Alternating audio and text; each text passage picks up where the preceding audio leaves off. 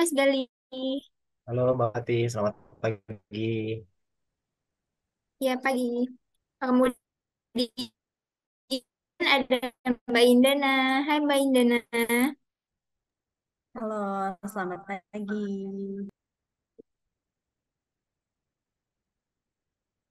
Oke, kemudian ada Mbak Atim. Hai Mbak Atim.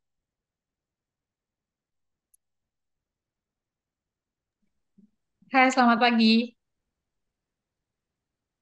Oke, jadi Q&A edisi pertama ini akan bahas fitur baru, yaitu ASN Karir yang ada di SC ASN. Jadi, narasumber pagi ini akan menjawab pertanyaan umum yang masuk ke helpdesk SC ASN mulai dari hari pertama sampai dengan hari ini. Oke, langsung saja kita masuk ke pertanyaan pertama ya. Jadi, pertanyaan pertama itu, apa sih ASN Karir? Oke, bisa dijawab oleh Mas Gali. Baik, jadi ASN Karir itu sebagai portal lowongan kerja ya, baik sebagai CPNS maupun P3K yang dibuka oleh instansi pusat dan daerah.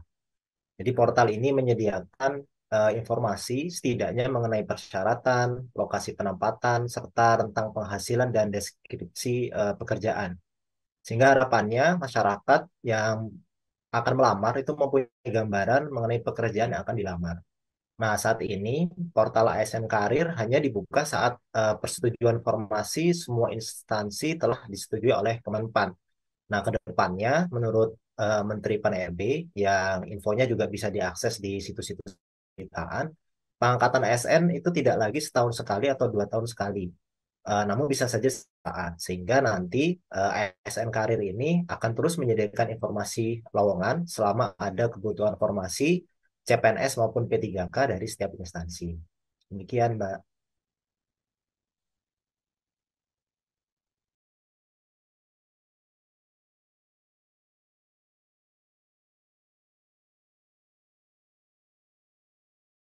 Oke, makasih Mas Gali.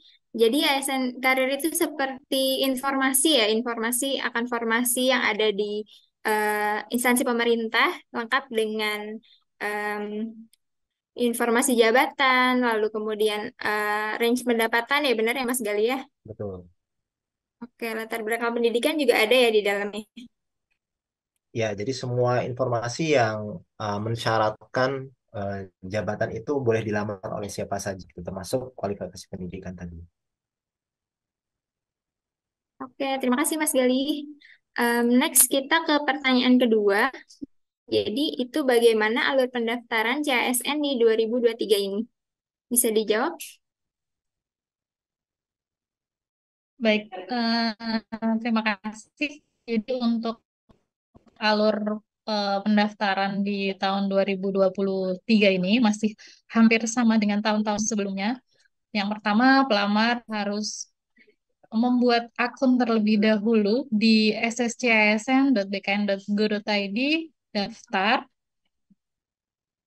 Kemudian setelah di, terverifikasi NIK-nya, kita sudah bekerja sama dengan Dukcapil untuk menvalidasi bahwasanya NIK itu memang eh, valid atau tidak.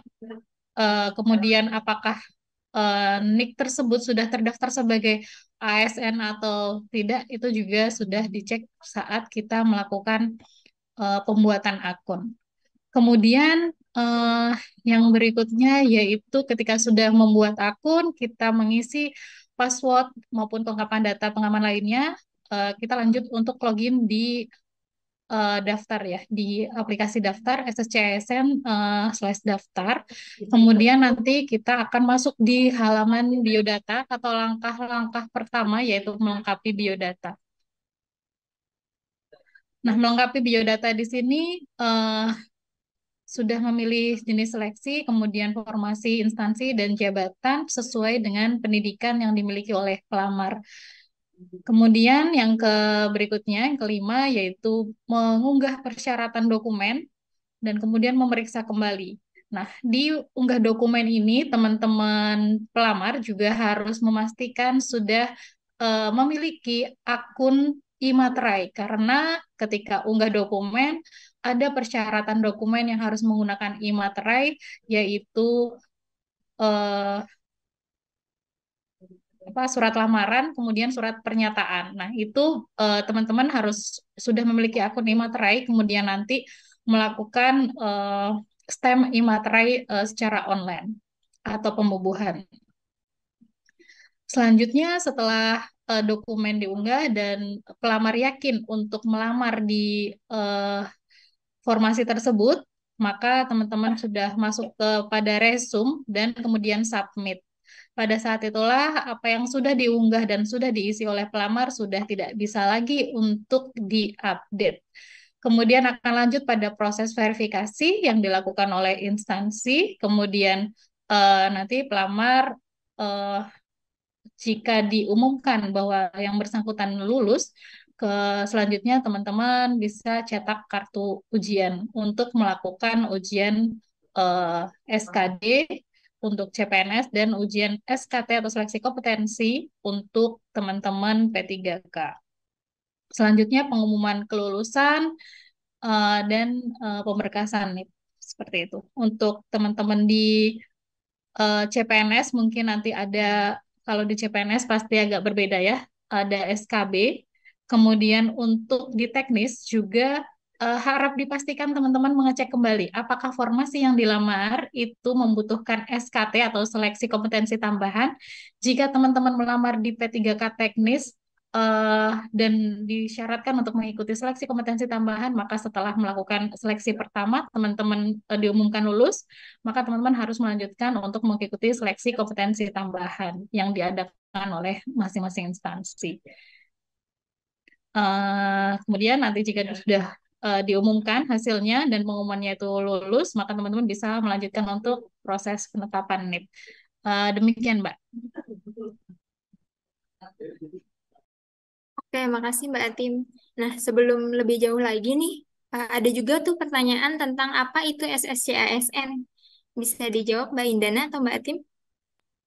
Ya, baik. Jadi SSCASN itu adalah sistem seleksi calon aparatur sipil negara yang merupakan situs resmi pendaftaran ASN secara nasional sebagai pintu pendaftaran pertama seleksi ASN ke seluruh instansi, baik pusat maupun daerah. Jadi satu portal aja gitu ya.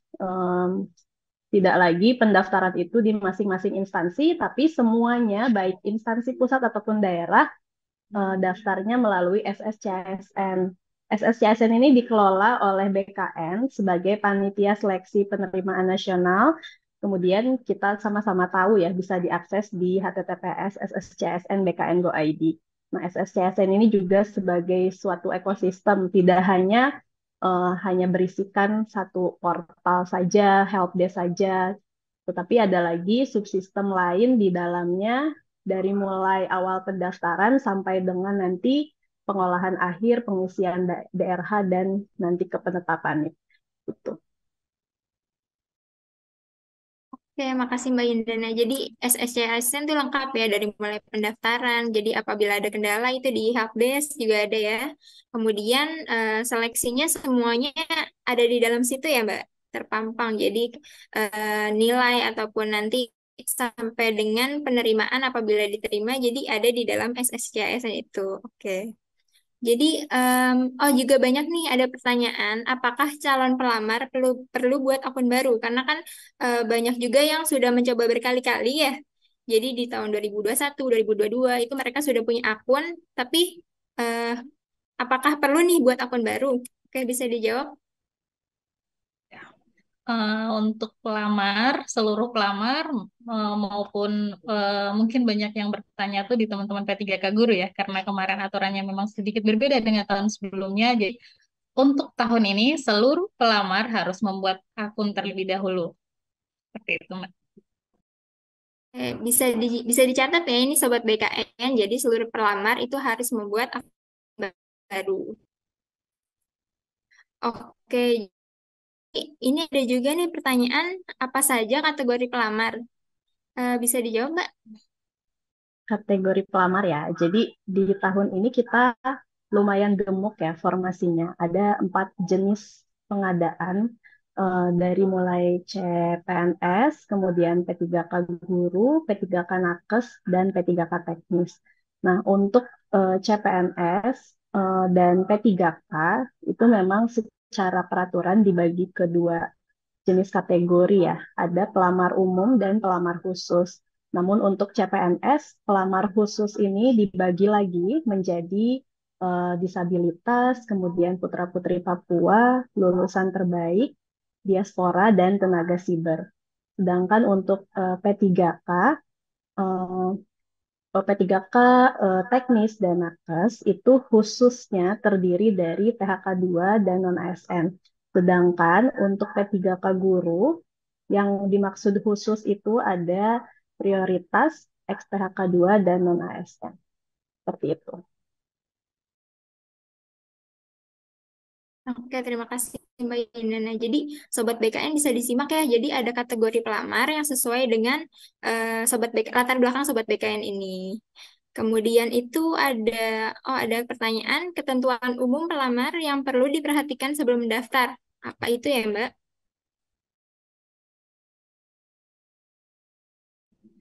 Jadi ketentuan umum pelamar bisa sebenarnya sudah dijelaskan juga ya di buku petunjuk. Nanti teman-teman juga bisa membaca yang sudah disediakan di portalnya Mas Galih dan tim. Jadi yang harus dipersiapkan terlebih dahulu sebelum melamar itu beberapa dokumen-dokumen seperti KTP, kemudian kartu keluarga, kemudian eh, ijazah, transkrip. Kemudian jika dipersyaratkan di jabatan tersebut ada syarat sertifikat, maka juga harus diunggah. Seperti itu, Pak. Mungkin menambahkan ya. Jadi untuk ketentuan umum pelamar itu ada di Permenpan. Nah, Permenpannya ini antara P3K dengan CPNS berbeda, jadi ada dua Permenpan. Tapi ketentuan secara umumnya mungkin ada juga di FAQ bisa dibaca di sana, seperti tidak pernah dipidana gitu kan, 2 tahun atau lebih, kemudian tidak pernah diberhentikan dengan hormat tidak atas permintaan sendiri sebagai PNS, TNI, Polri gitu kan. Terus tidak pernah diberhentikan tidak hormat sebagai pegawai swasta. Nah, kemudian untuk pelamar CPNS itu tidak berkedudukan sebagai CPNS, PNS, prajurit TNI, atau anggota kepolisian negara. Sedangkan untuk P3K ditambahkan tidak berkedudukan sebagai calon P3K dan P3K aktif. Itu tidak menjadi anggota parpol, kemudian memiliki kualifikasi pendidikan sesuai persyaratan jabatan, sehat jasmani rohani, dan bersedia ditempatkan di seluruh wilayah NKRI atau negara lain yang ditentukan oleh instansi. Oke, makasih Mbak Indana dan Mbak Atim ya atas jawabannya. Kemudian ada juga nih pertanyaan, yaitu berapa batas usia yang bisa mendaftar seleksi CASN 2023? Karena ini kan namanya CASN ya, bukan CPNS saja, jadi ada P3K juga. Jadi bisa dijawab Mbak, ini batas usianya berapa? Ya, baik. Untuk CPNS, batas usianya 18 sampai dengan 35 tahun, sedangkan P3K mulai dari 20 tahun sampai dengan paling tinggi 1 tahun sebelum batas usia tertentu pada jabatan yang akan dilamar. Jadi nanti mungkin bisa dicek di ketentuan masing-masing instansi karena batas usia maksimum ini bisa beragam sesuai dengan nanti yang di-set olehnya gitu ya. Oke, baik Sobat BKN bisa catat ya ini batas usia untuk CPNS dan CPPK itu berbeda ya. Jadi untuk P3K itu batas usia pensiunnya pasti diperhatikan untuk formasi masing-masing yang akan dilamar nantinya. Oke, kemudian nah ini ada juga pertanyaan, apakah boleh Mbak melamar lebih dari satu jabatan? Tentu saja tidak boleh ya. Jadi pada setiap tahun anggaran seleksi, teman-teman hanya bisa melamar satu jabatan saja. Seperti itu. Mungkin banyak yang tanya, gimana kalau saya satu jabatan di instansi A dan instansi B? Nah, itu tidak bisa. dan itu sudah divalidasi di sistem, jadi teman-teman tidak mungkin bisa mencoba hal tersebut. Oke, berarti satu akun itu harus melamar di satu jabatan saja ya, Mbak. Oke.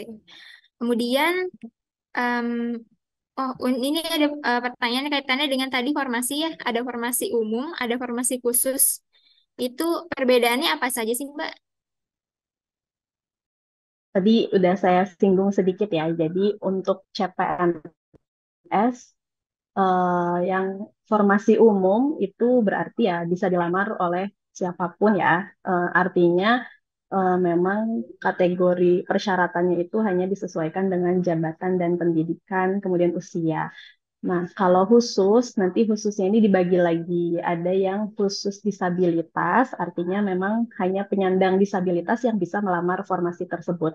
Kemudian putra-putri Papua ini juga nanti dibuktikan dengan surat seperti akte kelahiran gitu ya. Pokoknya terkait harus membuktikan yang bersangkutan sebagai putra-putri Papua.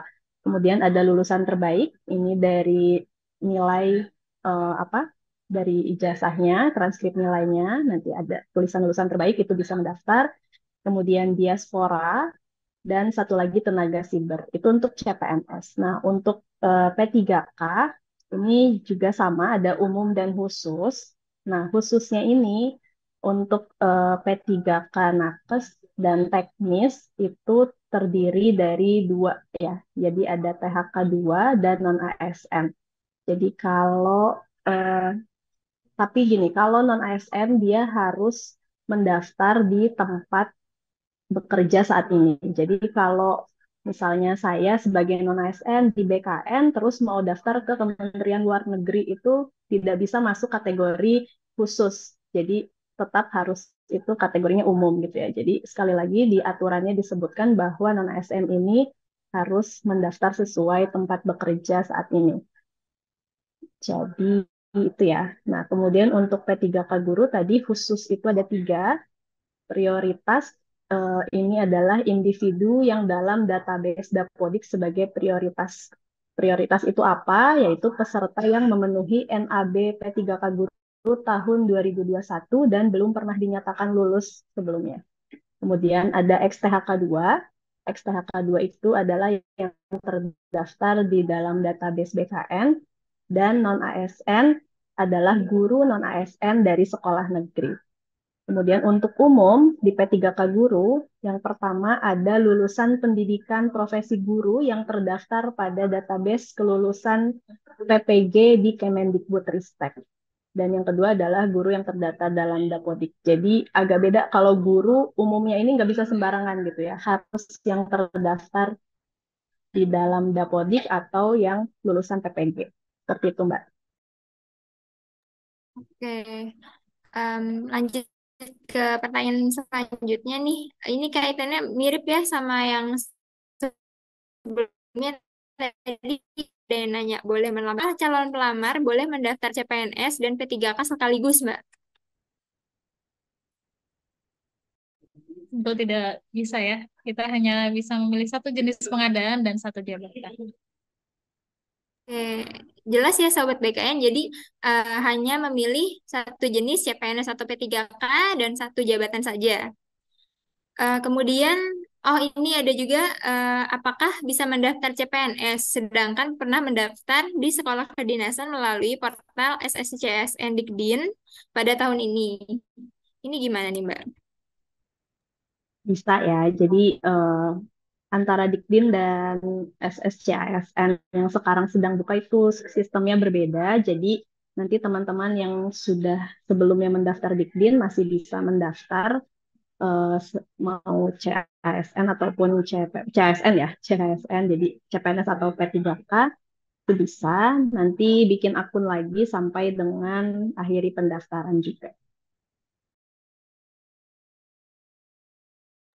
Berarti bisa ya jawabannya ya Mbak. Kemudian, oh ada juga pertanyaan terkait formasi nih. Jadi kenapa formasi P3K lebih banyak dibandingkan CPNS di pengadaan di tahun 2023 ini?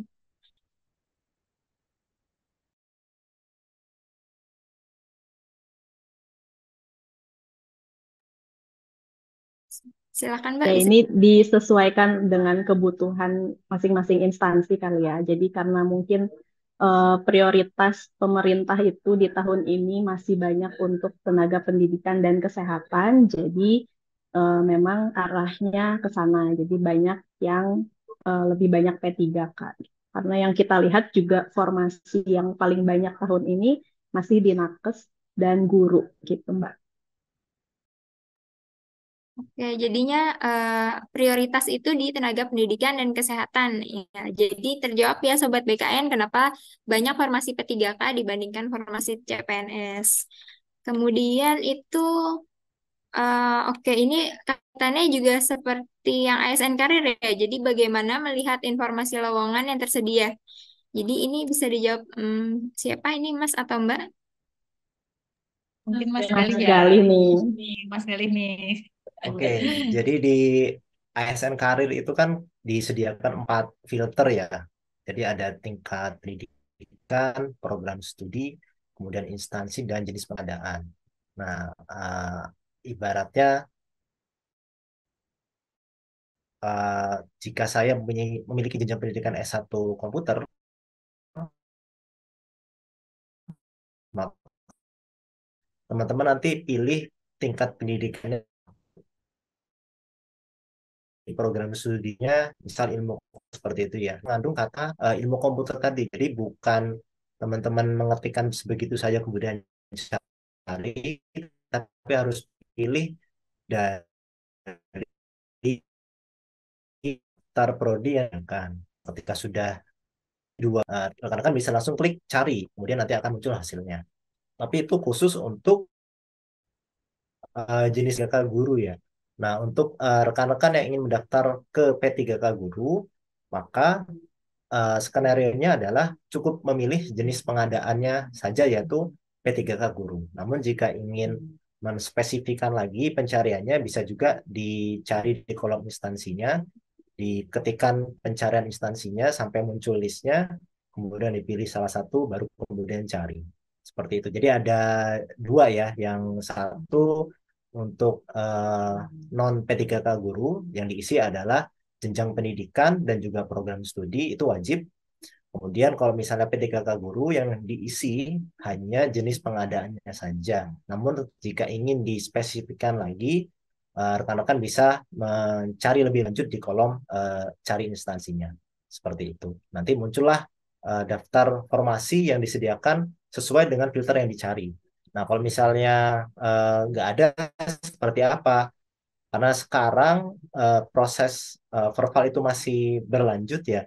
Boleh jadi eh, formasi yang sesuai pencarian rekan-rekan itu belum masuk datanya. Nah, apa diupdate secara berkala saja.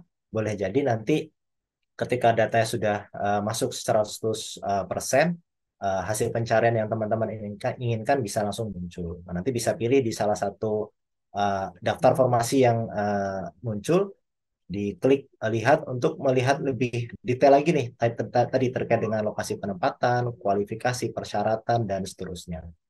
Demikian, Mbak.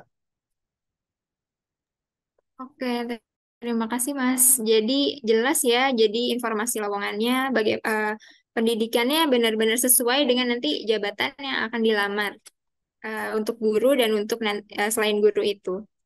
Kemudian ada pertanyaan ini terkait eh, apabila pernah mengundurkan diri dari CPNS atau P3K, boleh mendaftar pada tahun ini nggak? Ini seleksi CASN.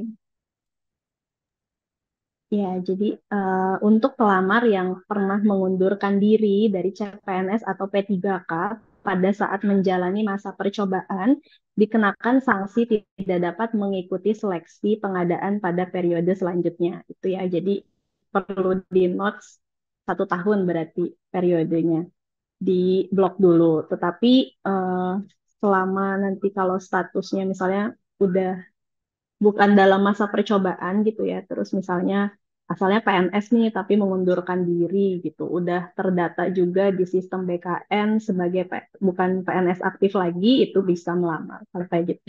Yang penting bukan berstatus ASN aktif secara sistem tapi ya jangan sampai kita dapat SK tapi di sistem belum berhenti statusnya gitu kan. Itu harus diperhatikan.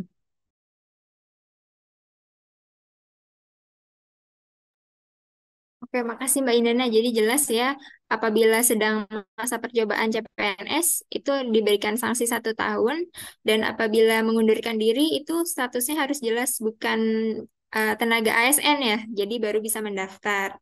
Oke, next itu pertanyaan ada. Oke nih, ada juga nih, apakah bisa mendaftar akun SSC-ASN, sedangkan akun 2022 itu masih statusnya menunggu hasil optimalisasi. Itu gimana tuh, Mbak?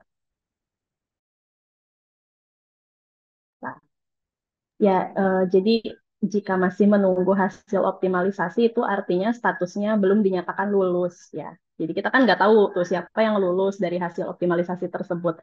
Nah, kalau masih belum dinyatakan lulus sampai mendapat NIP gitu kan, itu masih bisa mendaftar.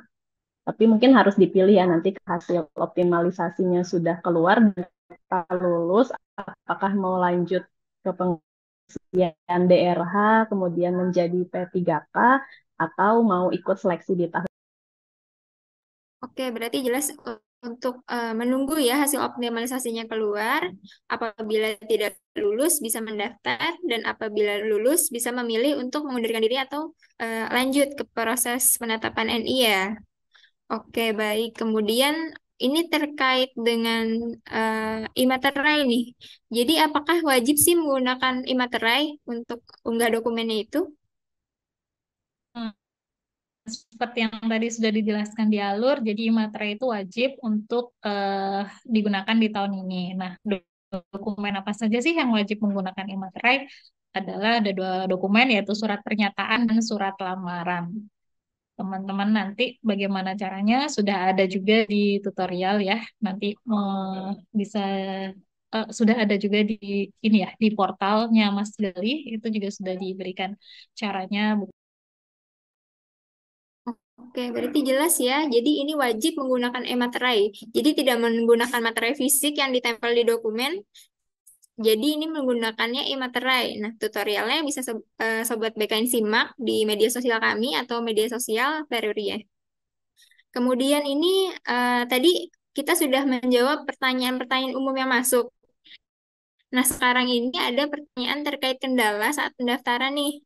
Jadi, pertama itu bagaimana jika data NIK, nomor KK, nama lengkap tidak ditemukan nih atau tidak sesuai di halaman akun. Itu bagaimana, Mbak? Ya, jika untuk kendala-kendala berkaitan dengan nomor KK ya atau nomor induk kemudian dengan nomor kakak itu bisa langsung untuk ke Dukcapil. Di sana juga sudah diinfokan ya untuk notifnya kependudukan atau nomor kependudukan itu eh, untuk apa menanyakan bagaimana solusinya itu ke Dukcapil bukan ke BKN ya. Oke, kemudian ini ada pertanyaan juga terkait NIK. Jadi, bagaimana kalau muncul informasi itu NIK sudah terdaftar di halaman akun SSCASN saat pendaftaran itu bagaimana ya, Mbak? Nah, ini pastikan nih, karena eh, banyak pelamar kemarin yang juga sampai membuka alamat SSCSN 2022, terus membuka yang Dikdim kemarin ada juga. Nah, itu jadi harap diperhatikan masuk ke halaman website yang benar itu di https sscasn.bkn.go.id. Jadi masuk lewat situ nanti ada tombol ke pendaftaran. Nah, kemudian jika sudah benar webnya tapi masih tertera NIK sudah terdaftar, itu bisa nanti masuk ke helpdesk SSCSN, kemudian pilih NIK didaftarkan orang lain. Gitu ya. Jika memang merasa tidak pernah mendaftar nih sebelumnya, tapi ketika kita coba, oh NIK sudah terdaftar gitu, padahal belum pernah, ya berarti masuk ke helpdesk, menu NIK didaftarkan orang lain, nanti menginputkan beberapa isian, kemudian mengunggah persyaratan yang ada di sana, baru nanti akan dicek oleh tim helpdesk BKN untuk ditindaklanjuti. Oke, terima kasih Mbak. Jadi eh, untuk NIK sudah terdaftar itu kalau ada kendala bisa di helpdesk-nya ya, helpdesk SCSN. Kemudian itu eh, bagaimana KTP yang belum selesai dicetak oleh Dinas Kependudukan. Jadi KTP fisiknya itu nggak ada Mbak. Jadi gimana bisa daftar atau enggak? Bisa dong menggunakan surat keterangan dari Dukcapil. Jadi nanti bisa dimintakan surat, nanti bisa diunggah. Oke, berarti harus ada surat keterangan ya Mbak dari Dukcapil. Kemudian itu ini pertanyaan nih banyak dari fresh graduate ya mungkin ya. Apakah boleh mendaftar menggunakan SKL? Jadi surat keterangan lulus, jadi ijazahnya itu belum keluar. Itu bagaimana ya Mbak? Tidak bisa ya, kita harus mendaftar sesuai dengan persyaratan yang sudah ditentukan. Nah, di situ sudah ditentukan bahwa persyaratan dokumen wajibnya itu adalah ijazah, maka jangan diunggah SKL. Jadi yang harus diunggah Oke, berarti harus menggunakan ijazah ya Sobat BKN saat pendaftaran. Kemudian ini akreditasi jurusan dan kampus yang digunakan untuk mendaftar saat lulus atau yang paling terbaru nih Mbak untuk persyaratan akreditasi. akreditasi yang digunakan adalah akreditasi saat lulus. Jadi waktu lulus itu akreditasinya apa, nah itu yang digunakan. Nah, ini bisa dicatat ya Sobat BKN saat lulus bukan yang paling baru saat ini, tetapi saat Sobat BKN lulus dari kampus Sobat BKN masing-masing. Kemudian itu, oh ini apabila nomenklatur kampus berubah itu bagaimana ya Mbak? Jadi di list kampusnya itu tidak ada nama kampusnya, jadi yang paling baru itu tidak ada bagaimana ya Mbak?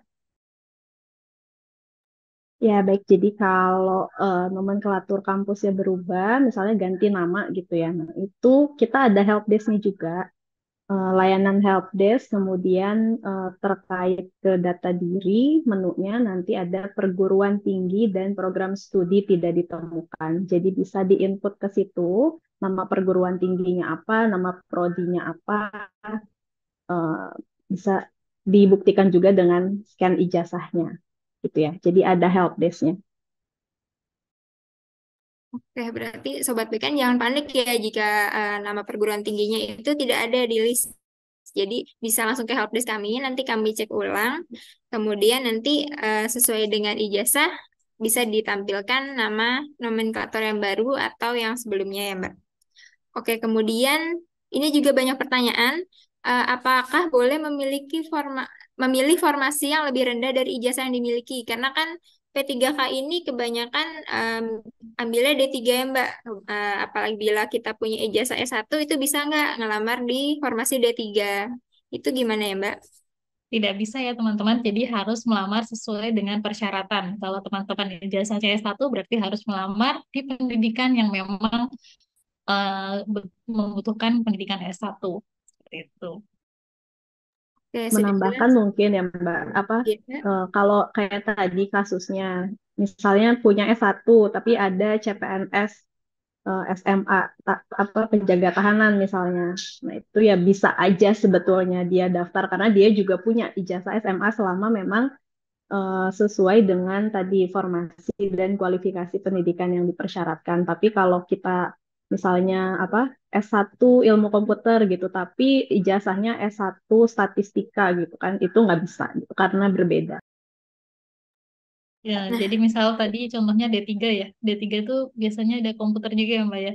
Nah, misal D3 S1 ya teknik informatika mau melamar D3 yang ada rumpun komputernya gitu. Itu juga sudah tentu tidak bisa. Yang bisa didaftar itu sesuai dengan ijazah yang kita miliki. Kalau kita punya ijazah SMA ya berarti kita melamar ijazah SMA. Kalau kita memiliki ijazah S1 berarti kita melamar pakai ijazah S1. Nah, itu harus memilih salah satu dari ijazah yang sudah kita miliki sesuai dengan ijazah. Oke, sudah jelas nih Sobat BKN. Jadi sesuai dengan ijazah yang Sobat BKN miliki. Jadi kalau misalkan punya ijazahnya S1, formasi yang dilamar itu S1. Tapi kalau ingin melamar di formasi yang ijazahnya SMA itu bisa, tapi ijazah S1-nya itu tidak digunakan ya. Dan ini catatan untuk D3 dengan S1 itu berbeda ya, Sobat BKN. Jadi apabila Sobat BKN punya ijazah S1, sesuaikan dengan ijazah S1. Jadi tidak sama dengan D3 yang sama-sama ilmu komputer gitu. Oke Mbak, makasih. Kemudian, em, oke ada pertanyaan, apakah bisa mengubah formasi atau instansi yang dipilih? Ini gimana nih Mbak? Bisa mengubah formasi atau instansi yang dipilih itu bisa selama belum mengakhiri pendaftaran. Jadi selama belum mengakhiri pendaftaran, data-data di halaman sebelumnya itu masih bisa diubah. Jadi nanti ada tombol sebelumnya gitu ya. Itu tinggal diklik aja nanti akan kembali ke page sebelumnya. Itu dengan catatan tadi ya, belum mengakhiri pendaftaran. Oke, berarti boleh mengubah apabila belum mengakhiri pendaftaran ya Mbak. Kemudian kalau misalkan mengubah itu, apakah ada data-data yang diubah juga Mbak? Jadi seperti unggah dokumen, seperti itu. Ya, karena kan bisa saja persyaratannya berbeda ya antara instansi yang satu dengan instansi yang lain. Bahkan di tiap jabatan pun bisa aja berbeda. Jadi itu harap diperhatikan lagi ketika ada proses perubahan formasinya, diganti instansi jabatan dan seterusnya itu maka dicek lagi persyaratan Nah, ini juga perlu dicatat ya Sobat BKN, apabila mengubah formasi, diperhatikan lagi apabila ada dokumen yang diminta yang berubah, yang beda. Kemudian data-data dirinya dicek kembali sebelum memencet akhiri pendaftaran. Begitu. Kemudian untuk swafoto ini Mbak ada pertanyaan, apakah ada ketentuan khusus, misalkan tidak boleh kelihatan gigi atau harus menggunakan kemeja putih, menggunakan latar belakang merah itu. Untuk swafoto itu sebenarnya tidak ada ketentuan khusus ya, yang pasti berpakaian rapi dan terlihat mukanya ini terlihat gitu, terlihat jelas lah hasil fotonya tidak buram gitu. Jadi di situ kan sudah ada dua tombol ya, bisa ketika teman-teman sudah foto, kemudian dirasa ternyata fotonya ngeblur atau tidak jelas gitu ya, itu bisa diulang fotonya. Jadi pastikan rapi dan jelas, fotonya terlihat jelas. Oke, berarti habis foto bisa dicek ya apakah fotonya benar. Kemudian apabila eh, fotonya tidak sesuai yang Sobat inginkan, bisa langsung diubah di saat itu juga ya, Mbak.